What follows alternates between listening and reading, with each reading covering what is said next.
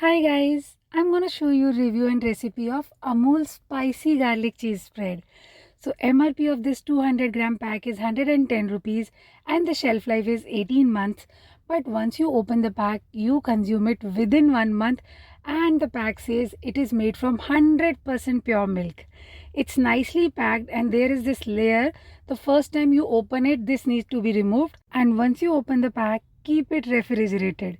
The recipe is so simple. Just toast a bread, apply the cheese spread, and it is so soft and creamy. It has creamy smooth texture which is super easy to spread. Now sprinkle some herbs and awesome morning breakfast is ready. Now coming to the sandwich recipe, this is also simple.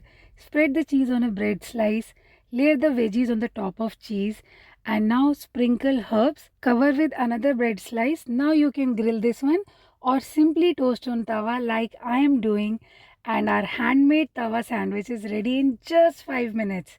It tastes delicious. It has creamy, cheesy and spicy flavor. Negative, it's just that the garlic flavor is not that prominent.